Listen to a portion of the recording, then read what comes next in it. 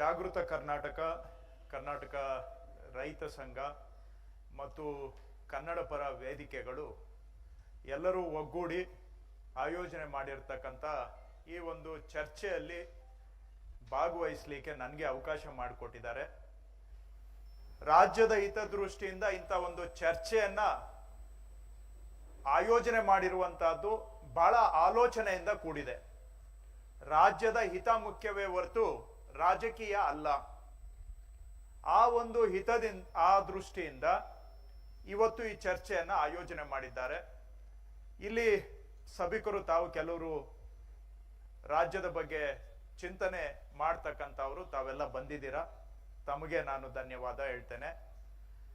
ಆದರೆ ಇವತ್ತು ತಂತ್ರಜ್ಞಾನದ ಯುಗ ಆಗಿರೋದ್ರಿಂದ ಅನೇಕ ಆನ್ಲೈನ್ ಪೋರ್ಟಲ್ಗಳ ಮುಖಾಂತರ ಫೇಸ್ಬುಕ್, ಟ್ವಿಟರ್ ಮುಖಾಂತರ ಬಹುಶಃ ಲಕ್ಷಾಂತರ ಜನ ಇದನ್ನ ವೀಕ್ಷಣೆ ಮಾಡ್ತಾ ಇದ್ದಾರೆ. ಅದಕ್ಕೆ ಅನೇಕ ಕನ್ನಡ ಪರ ಸಂಘಟನೆಗಳವರು ಕೂಡ ಸಹಕಾರ ಕೊಟ್ಟಿದ್ದಾರೆ. ಎಲ್ಲರಿಗೂ ಕೂಡ ಆನ್ಲೈನ್ ಮುಖಾಂತರ ಈ ಚರ್ಚೆಯಲ್ಲಿ ಭಾಗವಹಿಸ್ತಾ ಇರ್ತಕ್ಕಂಥವರಿಗೂ ನಾನು ಸ್ವಾಗತ ಬಯಸ್ತೇನೆ.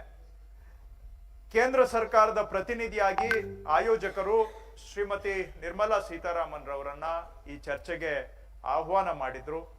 ಅವರು ಬರುವ ನಿರೀಕ್ಷೆಯನ್ನ ನಾನು ಇನ್ನೂ ಇಟ್ಕೊಂಡಿದ್ದೇನೆ, ಬರ್ತಾರೆ ಅಂತ ನಾನು ಬಯಸ್ತೇನೆ. ಇದು ನಿರ್ಮಲಾ ಸೀತಾರಾಮನ್ ರವರು ನನ್ನ ನಡುವೆ ಇರ್ತಕ್ಕಂಥ ವಾದ ಅಲ್ಲ, ಸ್ಪಷ್ಟವಾಗಿ ಹೇಳಲಿಕ್ಕೆ ಬಯಸ್ತೇನೆ. ಕೆಲವರಿಗೆ ಅದು ಸುದ್ದಿಗೆ ರೋಚಕ ಅಂತ ಅನ್ನಿಸ್ಬಹುದು. ಆದ್ರೆ ಅವ್ರ ಬಗ್ಗೆ ವೈಯಕ್ತಿಕವಾಗಿ ನನಗೆ ಗೌರವ ಇದೆ ಮತ್ತು ಅವ್ರಿಗೂ ಕೂಡ ನನ್ನ ಬಗ್ಗೆ ವೈಯಕ್ತಿಕವಾಗಿ ನಮ್ಮಿಬ್ಬರ ಒಂದು ವಿಶ್ವಾಸ ಚೆನ್ನಾಗಿದೆ. ಇದು ವೈಯಕ್ತಿಕ ವ್ಯಾಜ್ಯ ಅಲ್ಲ. ಕರ್ನಾಟಕದ ಪರವಾಗಿ ನಾವು ಧ್ವನಿ ಎತ್ತುತ್ತಾ ಇದ್ದೇವೆ. ಕೇಂದ್ರ ಸರ್ಕಾರದಿಂದ, ಅದರಲ್ಲೂ ವಿಶೇಷವಾಗಿ 10 ವರ್ಷದಿಂದ ಇರತಕ್ಕಂಥ ಈ ಕೇಂದ್ರ ಸರ್ಕಾರದಿಂದ ನಮಗೆ ನಿರಂತರವಾಗಿ ಅನ್ಯಾಯದ ಮೇಲೆ ಅನ್ಯಾಯ ಆಗ್ತಾ ಇದೆ ಅಂತ ಹೇಳಿದಾಗ ಮೇಲಿಂದ ನಮಗೆ ಪರಿಹಾರ ಸಿಗ್ತಾ ಇಲ್ಲ. ಪರಿಹಾರಕ್ಕೆ ಬದಲಾಗಿ ಅವಮಾನಗಳ ಸರಮಾಲೆ ನಮಗೆ ಸುರಿತಾ ಇದ್ದಾರೆ.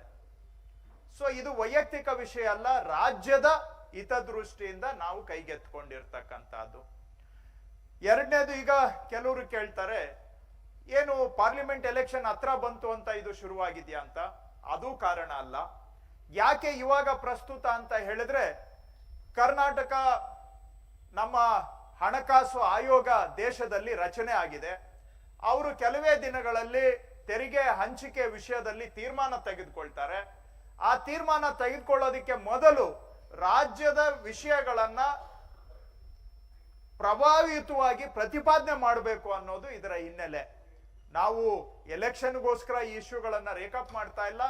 ನಮ್ಮ ಸಮಸ್ಯೆ ಪರಿಹಾರ ಆಗ್ಬೇಕು, ಕರ್ನಾಟಕಕ್ಕೆ ನ್ಯಾಯ ಸಿಗಬೇಕು ಅಂದ್ರೆ, ಹೋದ ಬಾರಿ ಎಲೆಕ್ಷನ್ ಫೈನಾನ್ಸ್ ಕಮಿಷನ್ ಇಂದ ಅನ್ಯಾಯ ಆದಾಗೆ ಈ ಬಾರಿನೂ ಆಗಬಾರದು ಅಂದ್ರೆ, ಇದು ಸಾರ್ವಜನಿಕ ವಲಯದಲ್ಲೂ ಕೂಡ ಚರ್ಚೆ ಆದ್ರೆ ಫೈನಾನ್ಸ್ ಕಮಿಷನ್ ಅವರು ಎಚ್ಚೆತ್ಕೊಂಡು ನಮಗೆ ಗೌರವಯುತವಾಗಿ ನಮ್ಮ ಪಾಲನ್ನ ಕೊಡ್ತಾರೆ ಅನ್ನೋ ನಿರೀಕ್ಷೆಯಿಂದ ಈ ವಿಷಯ ಮತ್ತೆ ಮುನ್ನೆಲೆಗೆ ಬಂದಿದೆ.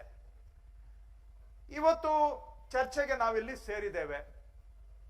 ಭಾರತದಲ್ಲಿ ಒಂದು 2200 ವರ್ಷಗಳ ಹಿಂದೆ ಗಣ ಪರಿಷತ್ತುಗಳು ಇದ್ದುವು ಅಂತ ಹೇಳ್ತಾರೆ. ಗಣ ಪರಿಷತ್ತುಗಳು ಏನಿದ್ವು ಅವು ಪ್ರಜಾಪ್ರಭುತ್ವದ ಅಂದಿನ ಒಂದು ಪ್ರತಿರೂಪ ಅಂತ ಹೇಳ್ತಾರೆ. ಪ್ರಪಂಚದಲ್ಲಿ ನಾವು ನೋಡಿದಾಗ ಪಾಶ್ಚಿಮಾತ್ಯ ಸಂಸ್ಕೃತಿಯಲ್ಲಿ ಏಥೆನ್ಸ್ ಅಲ್ಲಿ ಪ್ರಜಾಪ್ರಭುತ್ವ ಹುಟ್ಟಿದ್ದು ಅಂತ ಹೇಳ್ತಾರೆ. 2500 ವರ್ಷಗಳ ಹಿಂದೆ ಏಥೆನ್ಸ್ ಅಲ್ಲಿ ಪ್ರಜಾಪ್ರಭುತ್ವ ಇತ್ತು ಅಂತ.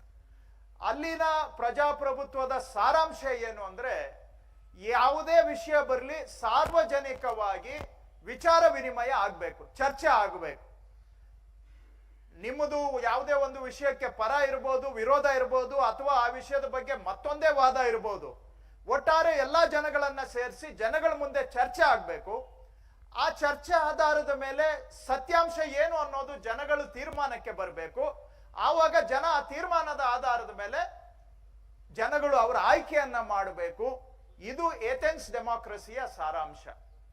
ಪಬ್ಲಿಕ್ ಫೋರಂ ಅಲ್ಲಿ ಇದು ಚರ್ಚೆ ಆಗ್ಬೇಕು ಅನ್ನುವಂಥದ್ದು. ಆ ಒಂದು ಉದ್ದೇಶದಿಂದ ಇವತ್ತು ಚರ್ಚೆ ಆಯೋಜನೆ ಮಾಡಿದ್ದಾರೆ ಅಂತ ನಾನು ಅನ್ಕೊಂಡಿದ್ದೇನೆ. ಯಾಕೆ ಅಂದ್ರೆ, ನಾವು ಎಲ್ಲೋ ಹೊರಗಡೆ ಹಿಟ್ ಅಂಡ್ ರನ್ ಮಾಡೋದ್ರಿಂದ ಸಾರ್ವಜನಿಕರಿಗೆ ಗೊಂದಲ ಜಾಸ್ತಿ ಆಗತ್ತೆ. ನಾವೊಂದು ಹೇಳ್ತೀವಿ, ಅವರೊಂದು ಹೇಳ್ತಾರೆ, ಮತ್ತೊಬ್ರು ಮತ್ತೊಂದು ಹೇಳ್ತಾರೆ. ಮಾಧ್ಯಮದವರು ಅನೇಕ ಬಾರಿ ಕೇಳ್ತಾರೆ ನನಗೆ, ಯಾವ್ದನ್ನ ನಂಬಬೇಕು ಸ್ವಾಮಿ ಅಂತ. ಅದಕ್ಕೆ ನಾನು ಇವತ್ತು ಯಾಕೆ ಈ ಚರ್ಚೆಗೆ ಆಹ್ವಾನವನ್ನ ಸ್ವೀಕಾರ ಮಾಡಿ ಬಂದಿದ್ದೇನೆ ಅಂತ ಹೇಳಿದ್ರೆ, ಜನಕ್ಕೆ ವಾಸ್ತವ ಗೊತ್ತಾಗ್ಬೇಕು. ಜನಕ್ಕೆ ವಾಸ್ತವ ಯಾವಾಗ ಗೊತ್ತಾಗುತ್ತೆ? ನಾವು ಎದುರು ಬದುರಿಗೆ ನಮ್ಮ ವಿಚಾರಗಳನ್ನ ಒಪ್ಪಿಗೆ ಅಥವಾ ಒಪ್ಪದೇ ಇರುವಂತಹದ್ದು ಎದುರು ಬದುರಿಗೆ ಚರ್ಚೆ ಆದ್ರೆ ಆವಾಗ ಜನಕ್ಕೆ ಸತ್ಯಾಂಶ ಏನು ಅನ್ನೋದು ಗೊತ್ತಾಗುತ್ತೆ. ಪ್ರಜಾಪ್ರಭುತ್ವದಲ್ಲಿ ಸತ್ಯಾಂಶ ಏನು ಅಂತ ಜನಕ್ಕೆ ಗೊತ್ತಾದ್ರೆ ಅವ್ರ ತೀರ್ಮಾನವನ್ನ ಅವ್ರು ಮಾಡ್ತಾರೆ. ಆ ಕಾರಣದಿಂದ ಇವತ್ತು ಈ ಚರ್ಚೆಗೆ ಒಪ್ಪಿ ನಾನು ಬಂದಿರತಕ್ಕಂಥದ್ದು ಏನಂದ್ರೆ, ಸತ್ಯಾಂಶ ಏನು ಅನ್ನೋದು ಜನಗಳಿಗೆ ಗೊತ್ತಾಗಬೇಕು. ಈ ಕಾರಣದಿಂದ ಈ ಚರ್ಚೆಯನ್ನ ನಾನು ಆಹ್ವಾನವನ್ನ ಸ್ವೀಕರಿಸಿ ಬಂದಿದ್ದೇನೆ. ಈಗ ಇಷ್ಟು ಪ್ರಾಸ್ತಾವಿಕವಾಗಿ ಹೇಳ್ತಾ ಇನ್ನ ನಾನು ನೆಕ್ಸ್ಟ್ ವಿಷಯಕ್ಕೆ ಬರ್ತೇನೆ. ನಾನು ಆಯೋಜಕರಿಗೆ ಮನವಿ ಮಾಡಿದೆ, ನೋಡಿ ಸ್ವಲ್ಪ ನನಗೆ ವಿಷಯ, ಯಾಕಂದ್ರೆ ಪ್ರತಿ ಬಾರಿ ನಾವು ಬರೀ ಬಾಯಿ ಮಾತಿನಲ್ಲಿ ಹೇಳೋದು, ಭಾಷಣ ಮಾಡೋದು ಆಗ್ಬಿಟ್ರೆ ಜನ ಎಲ್ಲಾನು ಕೂಡ ಇದು ಸಂತೆ ಭಾಷಣ ಅಂತ ತಿಳ್ಕೊಳ್ಳೋಂಗ ಆಗ್ಬಾರ್ದು. ನನಗೆ ಸ್ವಲ್ಪ PPT ಮುಖಾಂತರ ವಿಷಯಗಳನ್ನ, ಡಾಕ್ಯುಮೆಂಟ್ಸ್ ಅನ್ನ ಜನಗಳಿಗೆ ತೋರಿಸ್ಕೊಡೋದಕ್ಕೆ ನನಗೆ ಅವಕಾಶ ಮಾಡಿಕೊಡ್ಬೇಕು ಅಂತ ಆಯೋಜಕರಿಗೆ ಕೇಳಿದ್ದೆ.